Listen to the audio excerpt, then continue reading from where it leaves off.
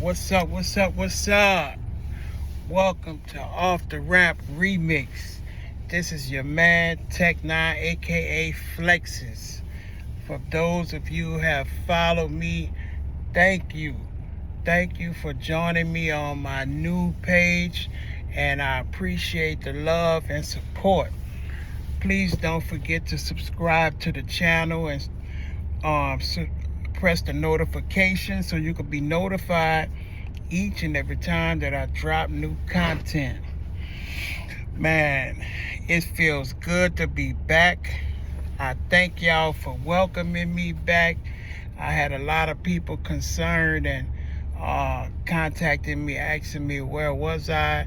So to give y'all a little bit of insight on that, I've been out because y'all know that I have kidney issues, and I'm getting close to my kidney transplant by the grace of God. And I had to have a little procedure done in preparation for that, leading up to my transplant. So I took a little time off to recover after my surgery, and nevertheless, I'm right back at you.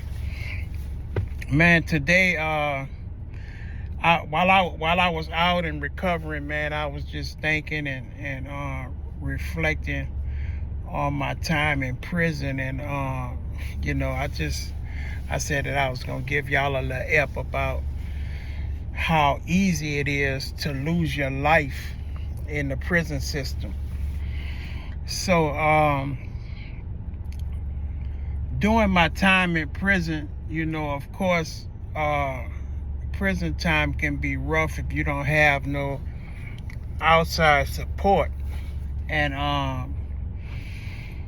luckily, I was able to have that outside support, as well as also able to put my hustle down. So that made my time a little bit easier. It's real funny and ironic how some of the smallest things that we take for granted out in the free world are so important to a person that's actually doing time, just like, snacks and what have you.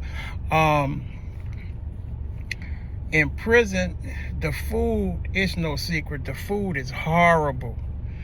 So if you're able to have money on your books and make commissary, then that's a plus for you, because you won't have to subject yourself to eating that horrible food.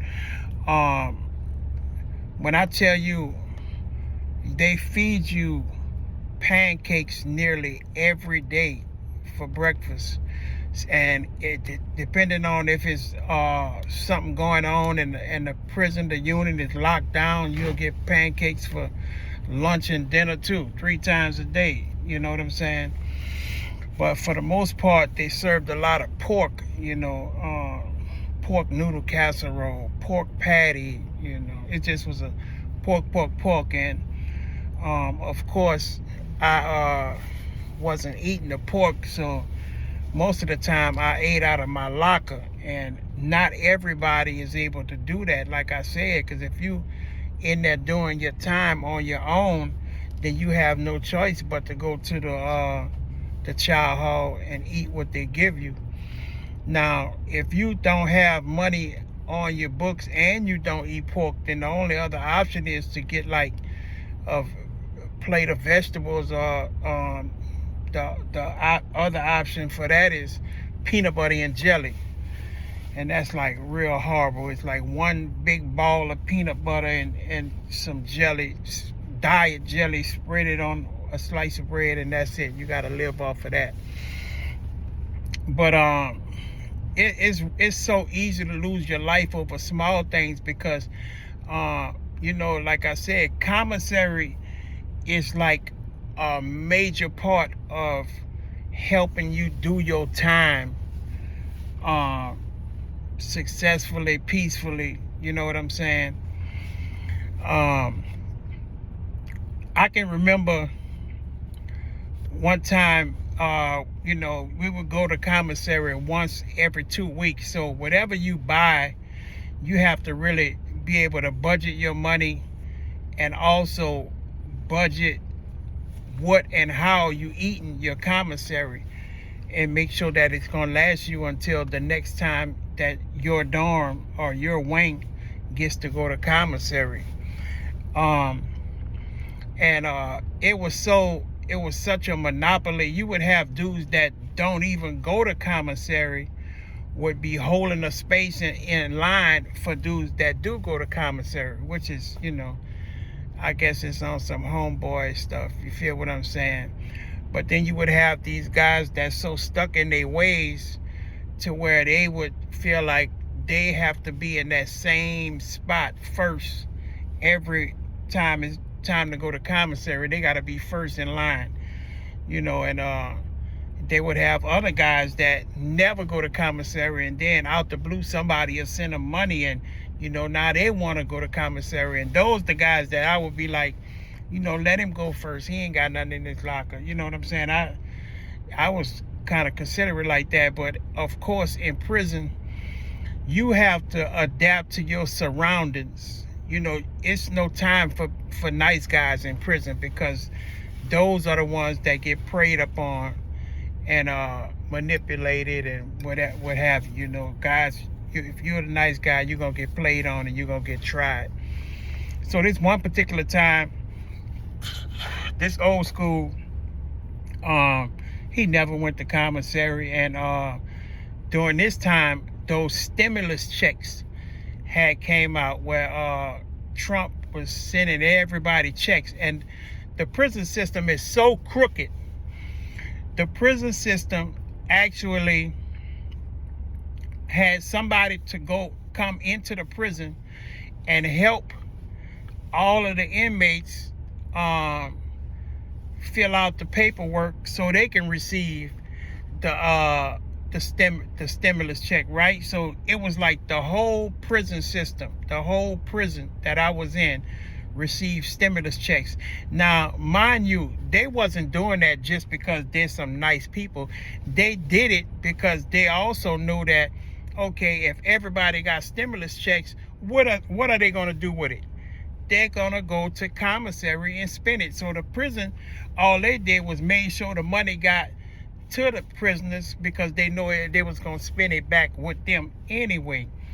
So now you got guys who ain't never had a quarter on their books, got 22, whatever it was, 1,800 plus 600 or something like that.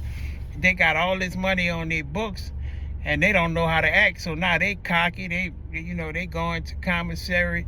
They maxing it out, spending 100 and 105 you could spend every 2 weeks. They maxing it out. They're not even budgeting their money. They going hard. Pints of ice cream and all kind of shit. So, man, this one guy, he was happy he was getting a chance to go to commissary. So he was more like, hey, man, ain't nobody going to skip me. I'm getting in the line, da-da-da-da-da.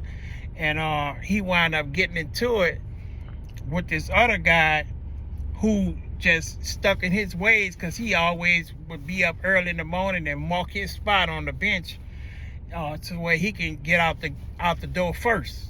For some reason, he just wanted to be first. That was him, stuck in his ways. And if you don't be mindful of your actions while you're in prison, you'll find yourself with a routine all day, every day, even with your actions, even with your thoughts. And these two got into it, man. And this other guy, he was kind of old. And they got into a heated argument. And before you know it, old boy who was so used to being first, he took off and stole off on the old guy who wasn't used to going to commissary.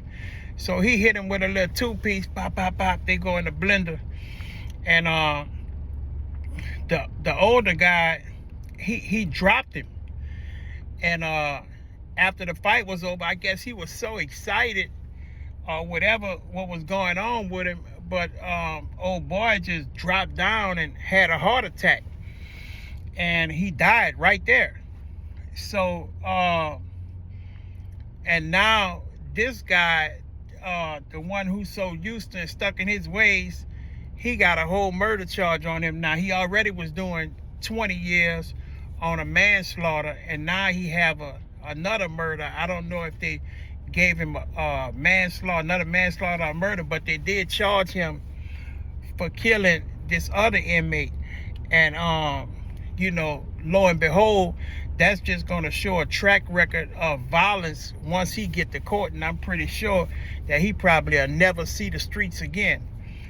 And that's just how easy and quick life can change for you inside of the prison walls. You have to be very mindful of your surroundings, also adapt to your environment. You know what I'm saying?